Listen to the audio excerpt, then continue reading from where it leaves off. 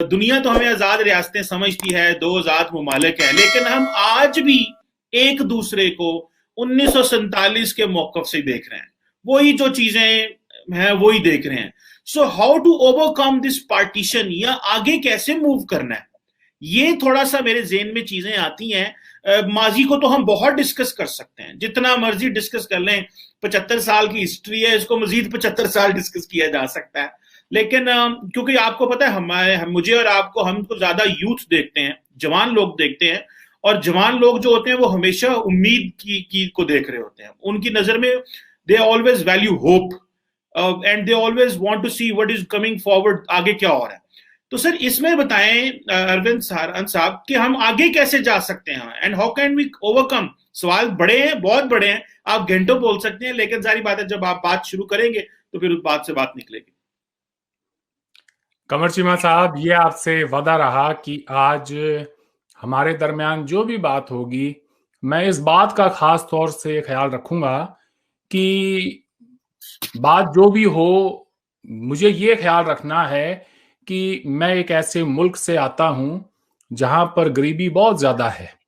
तो वो जो आखिरी शख्स है जो लाइन में खड़ा है, जिसके पास शायद कुछ भी नहीं है, मेरी कोशिश होगी कि मैं उसके नजरिए से चीजों को देखूं और फिर किसी जो भी मसला मेरे सामने दरपेश होगा उसका जो है हल वहां पे निकालने की हम कोशिश करेंगे। ये मेरा कमिटमेंट है आपसे आज, टू स्टार्ट विद।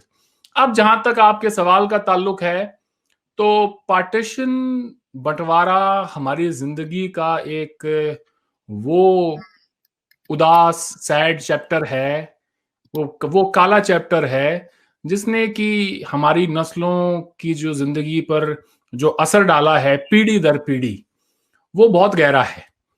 आप, जाहिर सी बात है जी, इतना बड़ा इवेंट हुआ, करोड़ों लोग एक दूसरे के यहाँ से माइग्रेट हुए, लाखों उसमें मारे भी गए।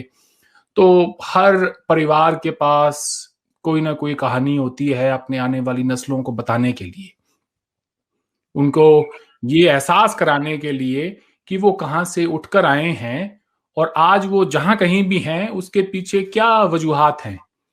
तो जाहिर सी बात है जी, जो लोग हिंदुस्तान से गए, हिजरत की और पाकिस्तान गए, उन्होंने भी, उनके आधे रिश्तेदार इस तरफ रह गए, तो असर तो पड़ा। और वो बीच में फिर कुछ वाकयात भी ऐसे होते रहे। अगर ताल्लुकात बेहतर हो जाते पहले दिन से, उसके बाद अगर हमारे दरमियान कोई जंगें पेश ना आती, तो शायद ये कड़वाहट इतनी ना होती।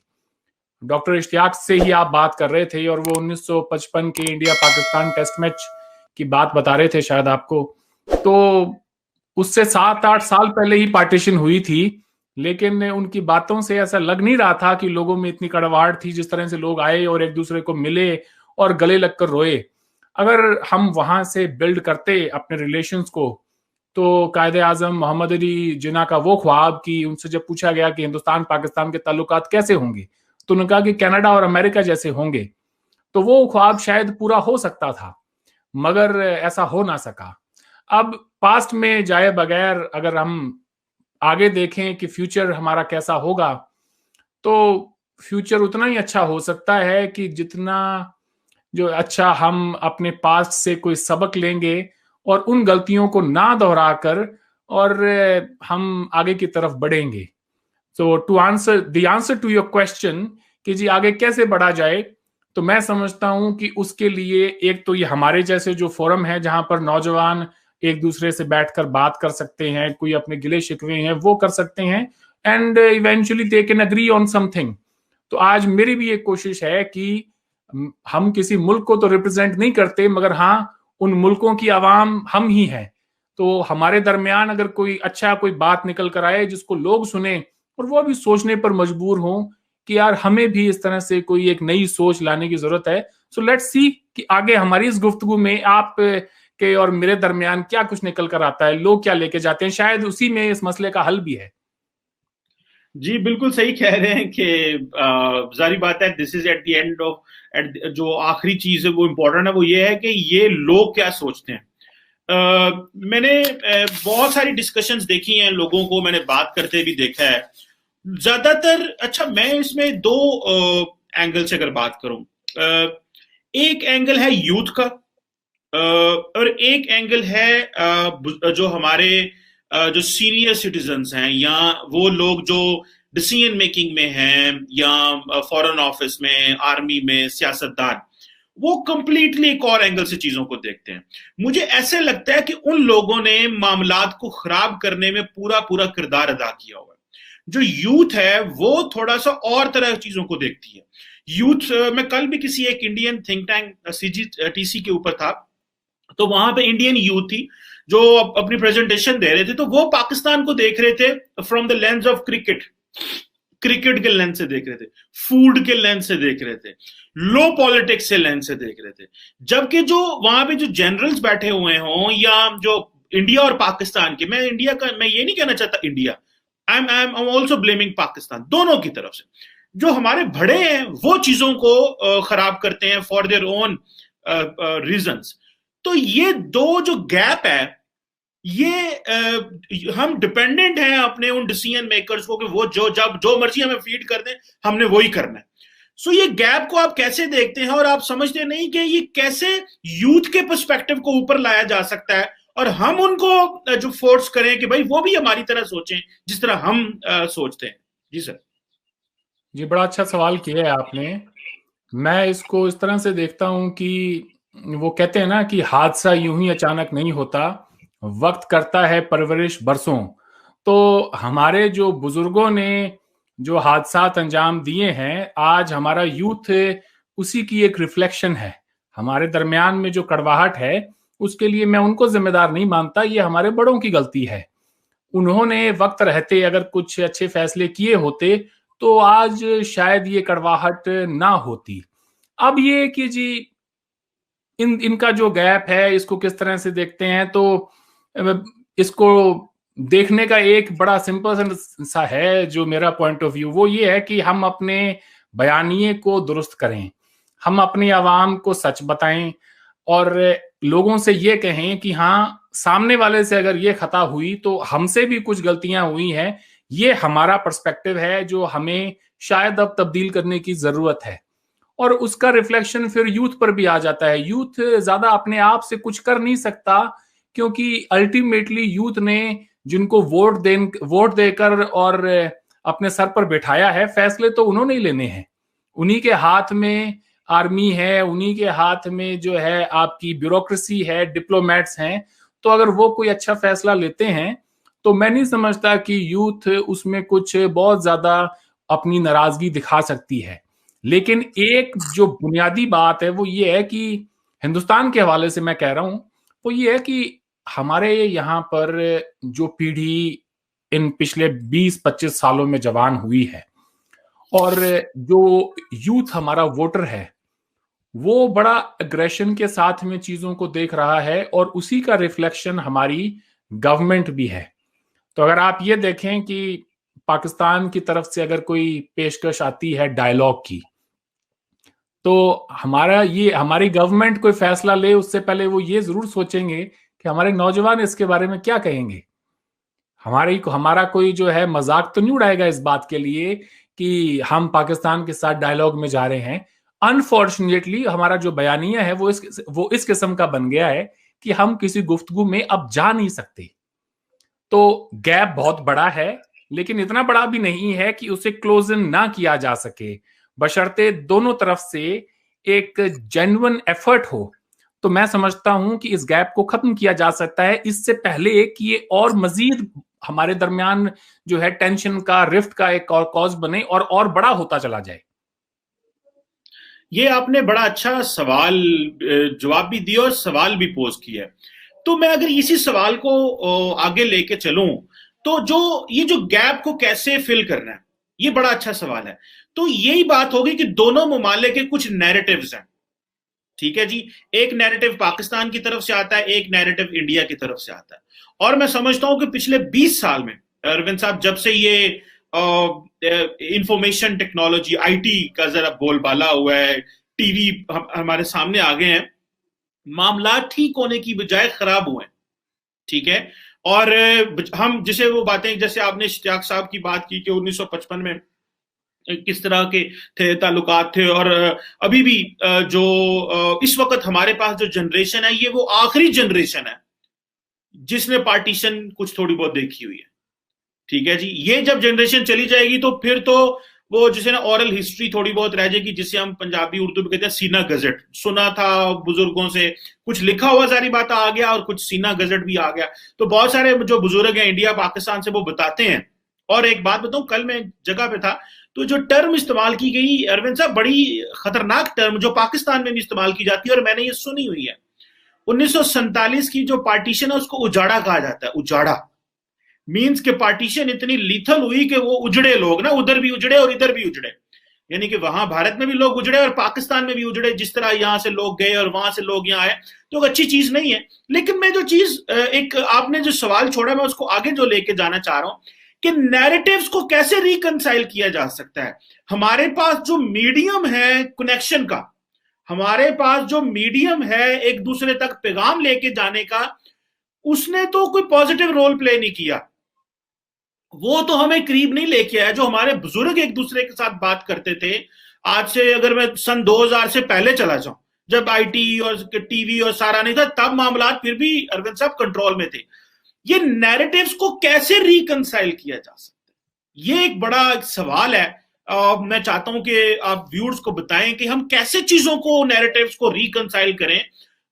यूथ का तो हमने बताया, वो एक और आपने जिक्र किया कि जब बुजुर्ग हमारे फैसले करेंगे भारत और पाकिस्तान के डायलॉग की, तो वो बताएंगे तो सही ना कि भाई अब डायल प्रेशर तो उनके ऊपर भी है कि किस तरह हमने आगे लेके जाना है। तो ये काइंडली जरा बताएं हमें। हाँ, मसला तो है जी हमारे सामने, और मसला है भी ऐसा कि जिसमें रिकंसिलिएशन के लिए जो हमारे दरमियान डिफरेंसेस हैं, हम या फिर हमारा जो नैरेटिव है उसको कैसे दुरुस्त किया जाए, कैसे हम एक कॉमन एजेंडा के लिए तैयार हों, मेरे ख्याल से ये आप पूछना चाह रहे हैं। तो जहां तक हिंदुस्तान का ताल्लुक है, तो हमारे दरमियान जो एक मसला है इंडिया हो या पाकिस्तान, वो कश्मीर को लेकर है। तो कश्मीर पर जो हमारा बयानिया है वो बड़ा सिंपल सा है जी, कि महाराजा जो है वो स्टेट का रूलर था और उसका ये फैसला था कि वो इंडिया के साथ आए और हमारे साथ वो आ गए, पाकिस्तान ने एग्रेशन किया। तो और बस ये चीज़ों को इस तरह से हम यहाँ पे देखते हैं। जहां तक पाकिस्तान का ताल्लुक है तो वो उस मसले को मजहब के एंगल से देखते हैं कि जी ये मुसलमानों का मसला है, और रियासत चूंकि बॉर्डर पे है तो देखने का आपका उसको अपना नजरिया है। वही अगर कहीं दूर दराज कहीं और हैदराबाद के आसपास होते तो शायद ये प्रॉब्लम ना होती। तो अब इसको ठीक कैसे किया जाए? ठीक यही है जी, मैं कहता हूं इस नैरेटिव को आप बाहर रखें, आप फैक्ट्स को तस्लीम करें। एक कोई ट्रूथ एंड रिकंसिलिएशन कमीशन को हम इस्टेब्लिश करें, हमारी हुकूमतें इस्टेब्लिश करें, और वो ना सिर्फ मैं कहता हूं कि जम्मू कश्मीर के मसले को, बल्कि पार्टीशन के मसले को भी वो उसी तरह से देखें। वो ये देखें, हमारे यहाँ से बहुत सारे लोग जो हैं जो पाकिस्तान गए या पाकिस्तान से जो यहाँ आए, वो अपनी बहुत सारी प्रॉपर्टीज छोड़कर आए थे, जिन प्रॉपर्टीज पे बहुत सारे लोगों ने नाजायज कब्जे भी किए। कभी कभार अगर आपको 100 साल बाद भी 500 साल बाद भी अगर इंसाफ देना पड़े तो उसमें देरी नहीं करनी चाहिए, वो इंसाफ देना चाहिए लोगों को। तो कोई ट्रूथ एंड रिकंसिलिएशन कमीशन बैठे, वो ये देखे कि ठीक है जी दोनों तरफ से क्या बयानियां है और इसमें हकीकत कहाँ है, क्योंकि हकीकत दोनों बयानियों से हो सकता है काफी मुख्तलिफ हो। उसमें अवाम के जम्मू कश्मीर के भी कंसर्न्स होने चाहिए, उसमें उस वक्त की जो सियासत है उस पर भी बात होनी चाहिए, और उसमें पाकिस्तान के कंसर्न्स भी होने चाहिए, इंडिया के भी होने चाहिए।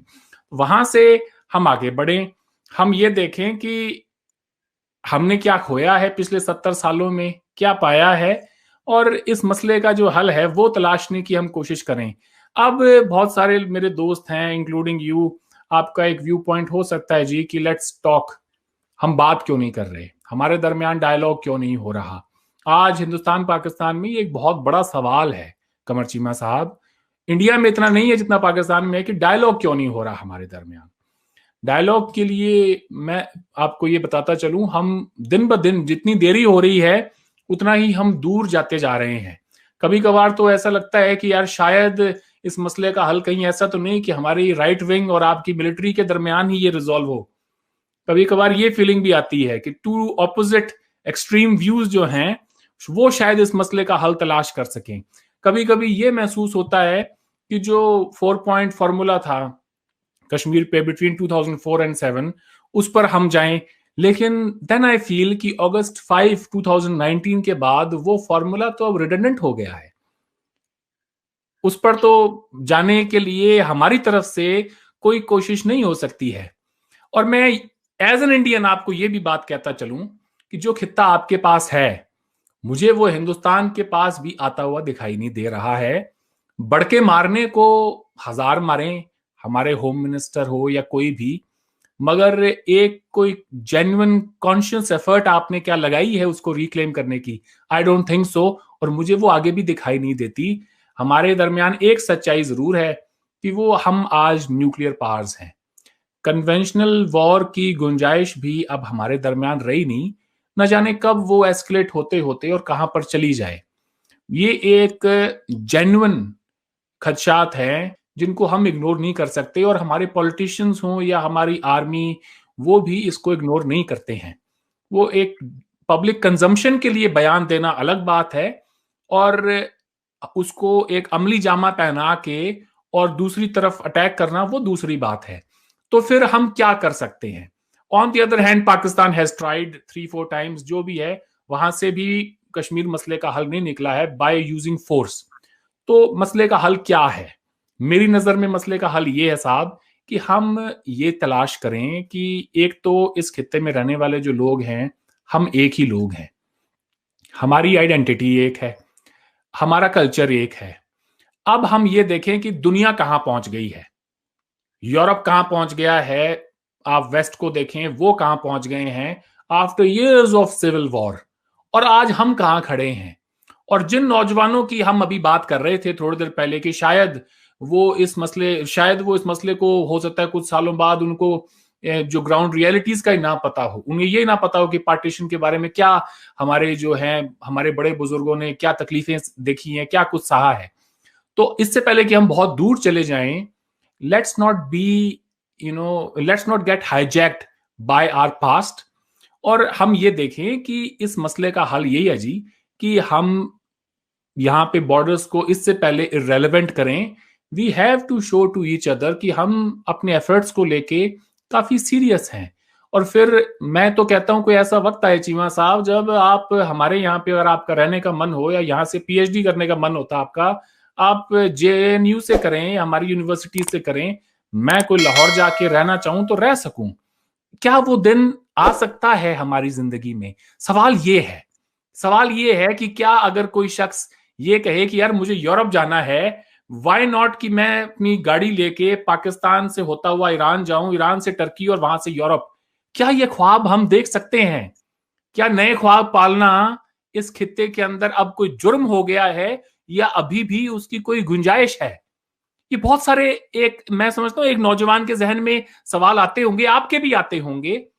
तो सियासत को, मुल्कों के अंदर जो हमारी फौजें हैं, उन सबको आगे जो है उनको पीछे छोड़ के हमें अपने आप से सवाल पूछना है एज एन इंडिविजुअल कि अब मैं ही अगर सीरियस नहीं हूं आपसे बात करता हुआ, मेरी हुकूमत क्या सीरियस होगी? वो तो एक रिफ्लेक्शन है मेरी ही सोच का, और मेरे जैसे न जाने कितने करोड़ों नौजवान हैं उनकी सोच का।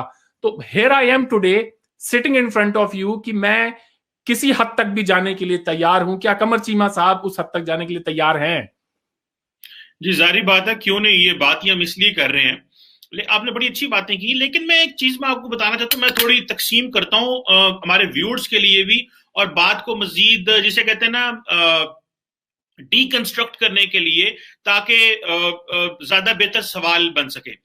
एक तो हम कहते हैं ना हाउ टू ओवरकम पार्टीशन, को कैसे ओवरकम किया जाता है। एक तो हमने पार्टीशन की हिस्ट्री देखी, लेकिन सन 2000 1919 के बाद 1999 के बाद जब कारगिल की वॉर हुई, तो इंडिया के अंदर एक पूरी जनरेशन है जो ये समझती है कि जी पाकिस्तान जो है ना वो दहशतगर्दी करा रहा है, पाकिस्तान जो है वो मामलात को खराब कर रहा है।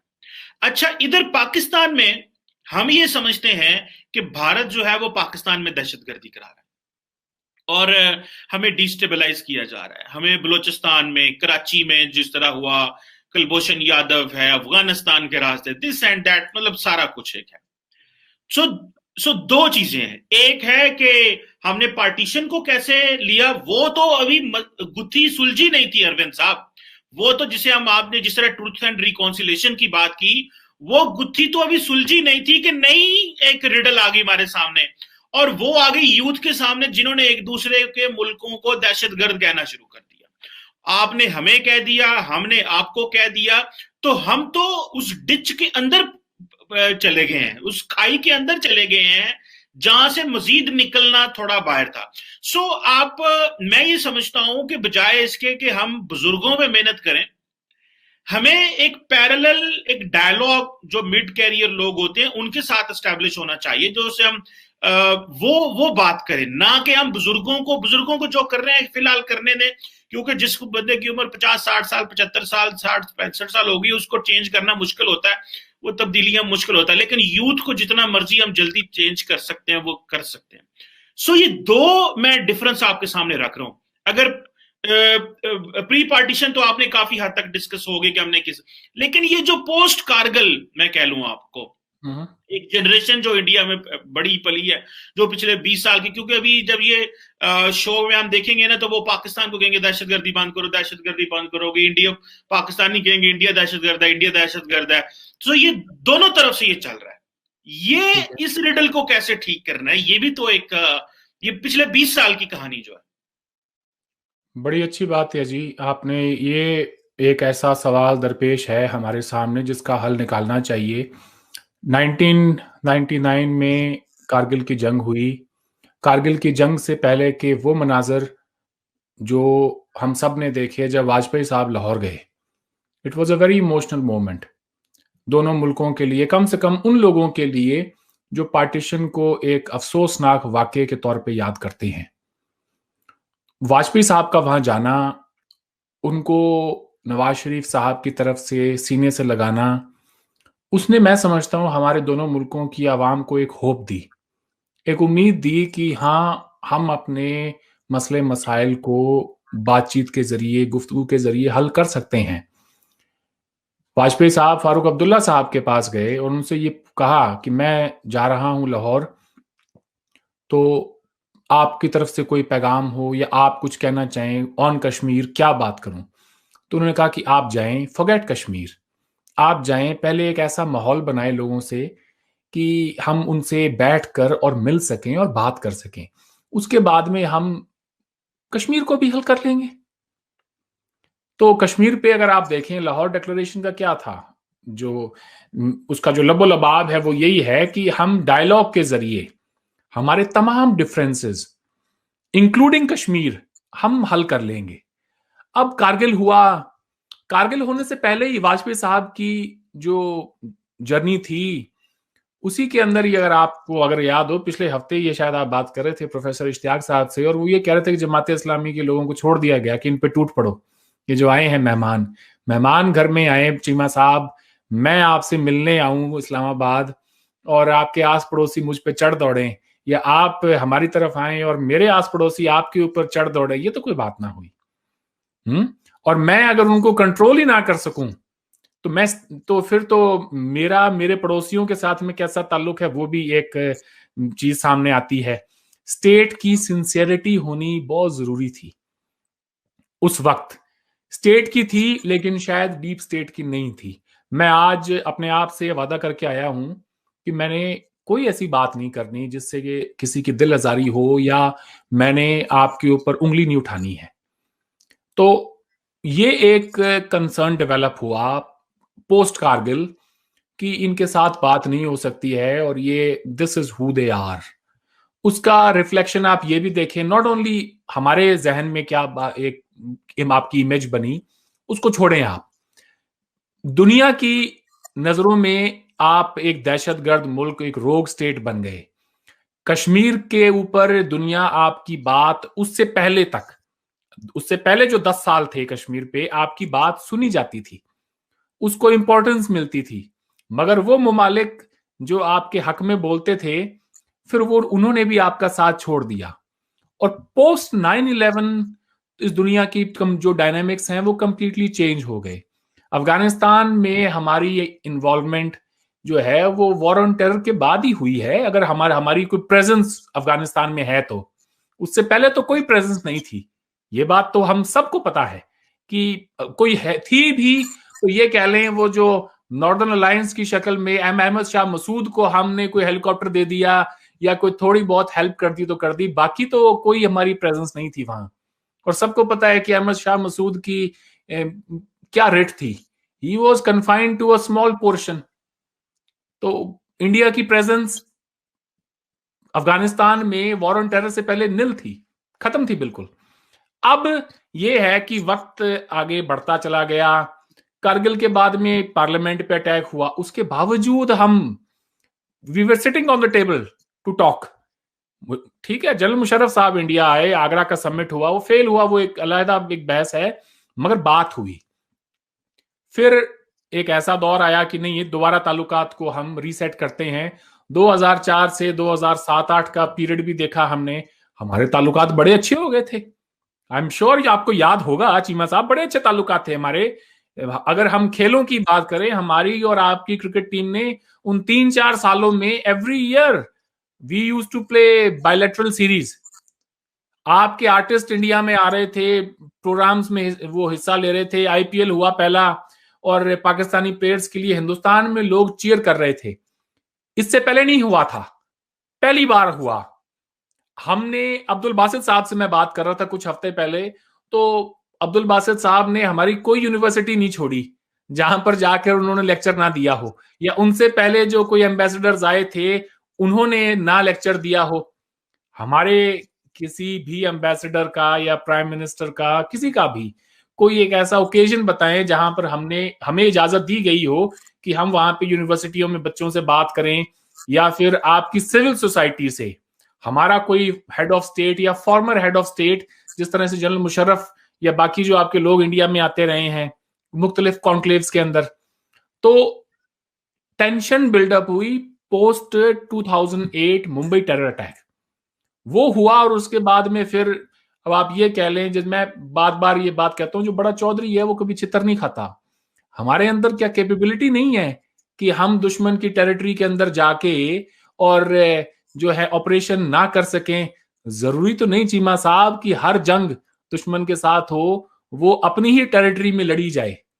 कभी कभार आप में अगर वो, हम एक बड़ा मुल्क है, हमारे पास भी रिसोर्सेज हैं, फौज है, सब कुछ है, ठीक है, शायद हाँ इतने फौज में मुसलमान ना होंगे जितने पाकिस्तान में हैं, तो हो सकता है कि हमें 10 की जरूरत पड़ती हो एक को टैकल करने के लिए, लेकिन इतने तो लोग हैं कि वो जाके ऑपरेशन कर सकें।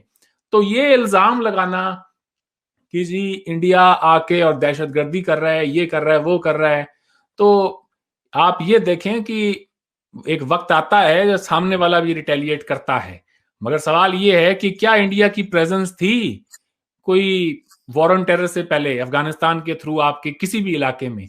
तो उसका जवाब है बिल्कुल नहीं थी। हमारी कोई एक्सेस ही नहीं थी, वहां से जाते तो जाते कैसे।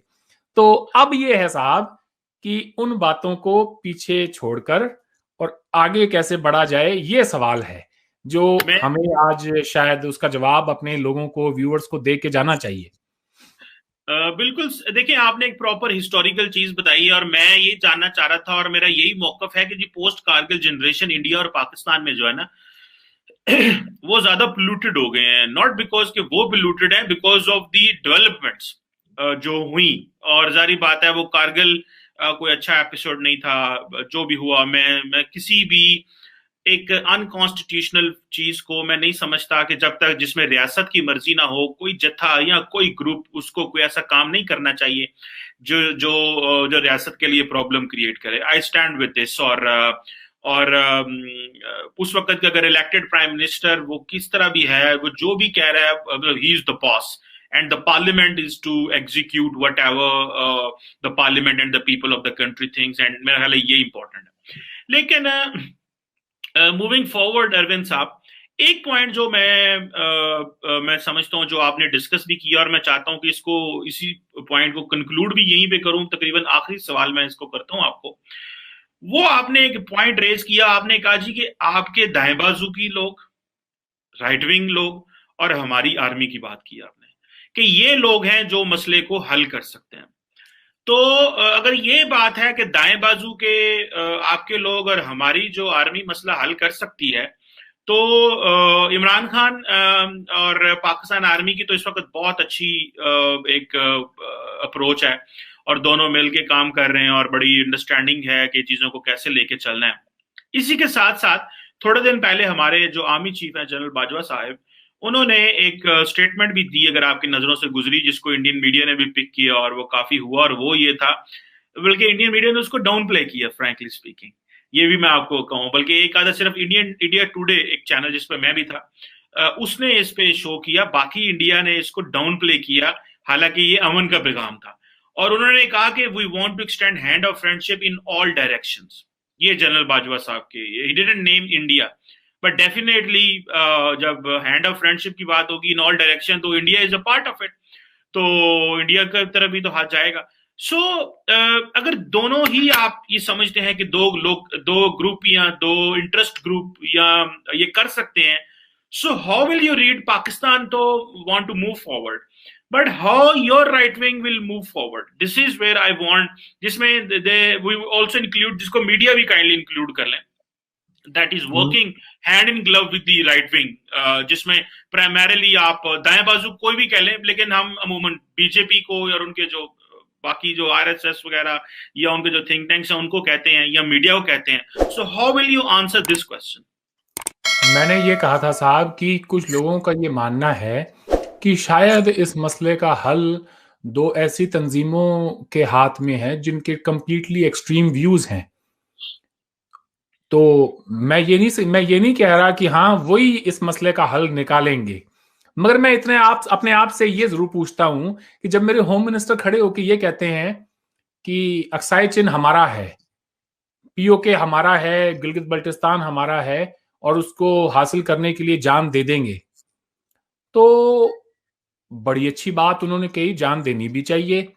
लेकिन जब गलवान में इंसिडेंट हुआ तो हमारे प्राइम मिनिस्टर साहब ने आवाम को जब एड्रेस किया, उनकी पूरी स्पीच के अंदर उन्होंने चीन लफ्ज इस्तेमाल नहीं किया।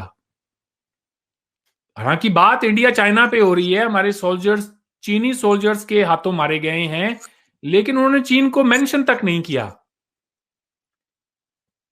पाकिस्तान को मेंशन करना बड़ा आसान हो जाता है, वो इसलिए हो जाता है क्योंकि पाकिस्तान एक कमजोर मुल्क है, छोटा मुल्क है शायद। नहीं नहीं नहीं तो नहीं। नहीं नहीं नहीं नहीं, एक एक इंडियन पॉइंट ऑफ व्यू से जरूरी नहीं कि आप अपने आप को कमजोर मानते हो, हम भी नहीं मानते चाइना के सामने अपने आप को कमजोर, कोई नहीं जो मैं बिल्कुल इसमें कमजोर से कमजोर मुल्क हो वो भी नहीं मानता। सिर्फ एक पॉइंट कहूंगा, मेरा ख्याल है वो कमजोर नहीं मानते, लेकिन वो समझते हैं कि एंटी पाकिस्तान बैशिंग करने से सपोर्ट काफी मिलेगी, that would be the point. आप 100% दुरुस्त है, आप ना भी कहते तो मैंने ये बात कह देनी थी। मैंने आपसे पहले कहा ना, मैं यहां पे बैठा हूं आज, पूरी दयानतदारी से आपको जवाब दूंगा। तो एक, मगर क्या वो उस हद तक जा सकते हैं कि जिस पीओ के जीबी अक्साई चिन की को रिकैप्चर करने की बात हो रही है, जब प्राइम मिनिस्टर साहब ये कहते हैं कि ना ही कोई हमारी सीमा में घुसा था, ना ही कोई घुसा हुआ है, तो मेरा सवाल ये है कि फिर वो जो गुत्थम गुत्थी हुई, हाथों हाथ जो लोगों लड़ाई हुई, वो कहां हुई, वो किसकी टेरिटरी में हुई? जहां पर वो खड़े हैं वो तो लाइन ऑफ एक्चुअल कंट्रोल है, हम जाना चाहते हैं उसके पार अक्साई चिन्ह, क्योंकि हमारी क्लेम लाइन उसके पार है जाके। तो जब हम ये कहते हैं कि कोई हमारी सीमा में नहीं घुसा है, तो सीमा तो वो नहीं है। सीमा तो तब होती जब हम अक्साई चिन्ह के बॉर्डर पे खड़े होते आगे जाके, जहां से चाइना और अक्साई चिन्ह लगता है। ये सवाल मेरे जहन में नहीं है, इंडिया के हजारों पॉलिसी एनालिस्ट के जहन में सवाल होगा कि मेरे प्रधानमंत्री ये कह रहा है, वजीर आजम ये कह रहा है कि हम इस वक्त हमारी सीमा में कोई नहीं घुसा, तो क्या हम उस लाइन ऑफ एक्चुअल कंट्रोल को अपनी सीमा मान रहे हैं? सच बात कहूं, हम मान चुके हैं, जहनी तौर पर मान चुके हैं। और वो इसलिए कि आज दुनिया में बाय फोर्स आप किसी 1 इंच जमीन किसी की नहीं ले सकते। वो एक वक्त था जब ये मुमकिन था, आज शायद नहीं है। तो आज अगर हम खुशी मना रहे हैं, अभी हाल ही में हमारे होम मिनिस्टर नहीं, हमारे जो क्या कहते हैं डिफेंस मिनिस्टर साहब का बयान है, राजनाथ सिंह का, कि चाइनीज फोर्सेस जहां थी वो वहां से विड्रॉ कर रही हैं, and it is seen as a sign of relief कि चलें जी अच्छा हो गया। अच्छा तो तब होता जब आप आगे जाते, उस एरिया को जो हमने 62 में खो दिया था उसको रिकैप्चर करते। तो सवाल बड़ा सीधा सा है कि क्या हम सिंसियर हैं अक्साई चिन को वापस लेने के लिए? तो जवाब है जी बिल्कुल नहीं है। बातों में जरूर हैं लेकिन एक्शंस में नहीं है। अब आते हैं आपका जो खिता है उसके ऊपर। कमर चीमा साहब, हमने कभी एलओसी को पार करके उस तरफ नहीं गए, हम, ये एक फैक्ट है, नहीं गए और ना ही जाने का इरादा है। मैं आज आपके प्रोग्राम से ये बात कहना चाहता हूं, मुमकिन है हिंदुस्तानी व्यूअर्स ज्यादातर इस प्रोग्राम को देख रहे होंगे और मैं चाहता हूं वो भी सोचें कि क्या हमें एक जमीन के टुकड़े को हासिल करना है या फिर उस टुकड़े के साथ साथ वहां पर रहने वाली जो आबादी है हमें उसको भी अपना अपना बनाना है। तो बाय फोर्स तो आप उन्हें अपना दुश्मन बना रहे हैं। अगर आप वहां पे कोई अटैक करते हैं तो वो सारे आपके खिलाफ हैं। 1-2% भी नहीं, 100% मुसलमान हैं। पाकिस्तान का तो सारा नैरेटिव ही एक मुस्लिम स्टेट का, कश्मीर के साथ भी उनका रिश्ता ला इलाहा इल्लल्लाह का ही है, मजहब का है रिश्ता, इसके अलावा और कोई रिश्ता नहीं है। पाकिस्तान को ये शायद वो जानते हुए भी इस बात को अनदेखा कर देते हैं कि यार वहां पे और कौमें भी आबाद हैं, सिख भी हैं, हिंदू भी हैं, बुद्धिस्ट भी हैं, और कौमें भी आबाद हैं। What about them? अगर हम मजहब का ही एक टूल इस्तेमाल करके इसे अपना अपना क्लेम इसके ऊपर अपना लगाते हैं, हमसे तो हमने, अगर आप कहते हैं जी 9 लाख फौज है, 9 लाख ना भी है, इंडिया कहता है जी 2-3 लाख ही है, अगर 2-3 लाख भी है तो 1 करोड़ लोगों के लिए जो कश्मीर वैली में बैठे हैं, हमने 30 साल से फौज बिठाई हुई है।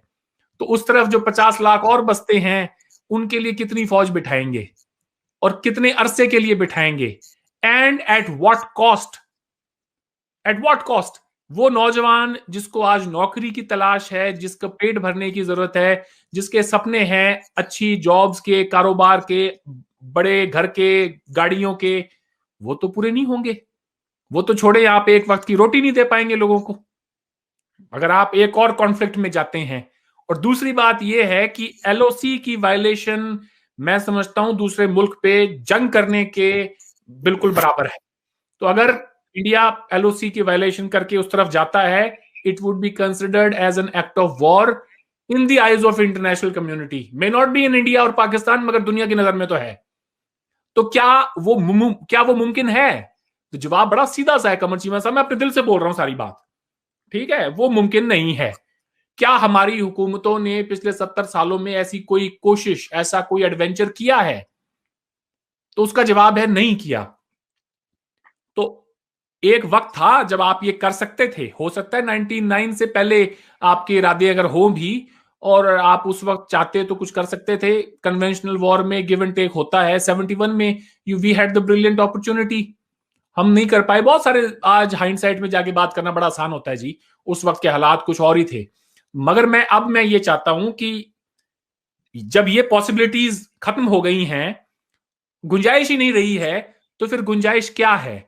गुंजाइश ये है कि कमर चीमा बैठा हुआ वहां पे उस तरफ ये कहे, यार मैं पंजाबी हूं, मैं पंजाबी हूं, हां मैं हूं मुसलमान, हां मैं हूं पाकिस्तानी, मगर मेरा जुड़ाव इस धरती के साथ है।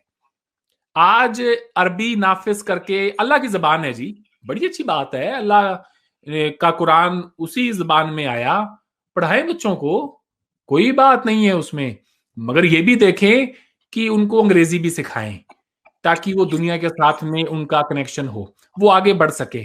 उनको ये भी बताएं कि हमारे आबा व अजदाद इसी मिट्टी के थे, हम भी इसी मिट्टी के हैं। तो हमें ये फैसले लेने होंगे कि आखिर हमने किस सिमत में जाना। मैं छोटी सी मिसाल आपको देता हूं। आज से कुछ साल पहले मेरे मेरे पास ही में मुसलमानों का एक गांव है, मैं वहां गया, बात जरा लंबी हो जाएगी मगर फिर भी मैं, it's important to say that. तो अब मुझे जो है पानी की बड़ी प्रॉब्लम होती है जी। हमारे यहाँ पे कहते हैं ना, कोस कोस पे बदले पानी, कोस कोस पर पानी। तो पानी का टेस्ट बदल जाता है, पेट खराब हो जाता है। अक्सर मैं अपना पानी साथ लेके जाता हूँ, और लैक्टोज इंटॉलरेंस है तो चाय दूध वगैरह पी नहीं पाता। इस बात को मैं जहन में रख कर गया वहां पर। तो बैठा, और गांव के जो लोग हैं बड़े बुजुर्ग, मैंने कहा जी सबको, वो सारे पंजाबी बोलते हैं जी हमारी साइड भी हैं, तो मैंने कहा सबको बुलाओ, सारे नु सदो, मैं आज इत्थे तो ਤੁਹਾਡੇ ਨਾਲ गल करना आया। तो उन्होंने गांव के बच्चे बूढ़े बुजुर्ग जो थे सबको बुलाया, उन्होंने पानी दिया। मैंने कहा जी मैं पानी, मेरे साथ ये प्रॉब्लम है, पानी मैं अपना साथ में लेकर आया हूँ। फिर वो कहते हैं कि अच्छा बेटा जी चाय लेंगे? मैंने कहा जी मैं चाय नहीं लूंगा। कहते दूध तो जरूर लेते होंगे, अब ये ना कहना कि दूध नहीं पीते होंगे। मैंने कहा जी मैं कैसे बताऊं आपको अब कि मुझे दूध और चाय से, मुझे दूध से इससे प्रॉब्लम है। आप मुझे यूं सस्ते में टालने की कोशिश ना करें, मेरी बात सुने। मैंने नाश्ता भी नहीं किया है आज, मैं खाना खाऊंगा, आप खाने की तैयारियां करें। आप मुझे चाय दूध में और पानी में टालने की कोशिश ना करें। अब खाना खा के जाऊंगा और सारा दिन बिताऊंगा। ये मेरा कहना था। उन सब के चेहरों पर एक मुस्कान आ गई और सारे एकदम एट ईज हो गए। सब ने कहा क्या खाओगे बेटा, ये भी बता दो। मैंने कहा मुझे ये पसंद है, जाएं तैयारियां करें। ओ जी, घर का सारा टब्बर जो है वो तैयारियों में लग गया। उन्होंने दिल से मेहमान नवाजी करी, मैं भूल नहीं सकता वो दिन। और वो मेरे जहन में भी मेरे बात थी कि वो तुमसे ये बात कहेंगे। उसके बाद खाना वाना खा के, और मैंने उनसे फिर ये कहा कि यहाँ हिंदू कहते हैं कि आप लोगों ने नाक में दम कर दिया है, और वो कहते हैं इनको मार दो, तो क्या ये मुमकिन है?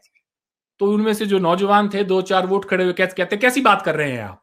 तो उनके जो बुजुर्ग थे वो कहते बैठो बैठो बैठो, ये बेटा ही है हमारा, हमारे पीढ़ियों के ताल्लुकात हैं, बात सुनो ये क्या क्या रहा है।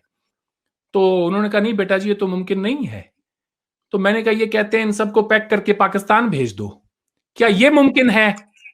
वो कहते हैं ये भी मुमकिन नहीं है। मैंने कहा तो मुमकिन ये है कि मेरे आबाओ अजदाद की जो अस्थियां हैं वो इसी मिट्टी में है, आपके आबाओ अजदाद भी इसी मिट्टी में दफन है, हमने भी इसी मिट्टी में जाना है। सो व्हाई नॉट कि अब हम यहां से इस फैक्ट को तस्लीम करके हम आगे ये तय करें कि हमने एक दूसरे के साथ रहना कैसे है।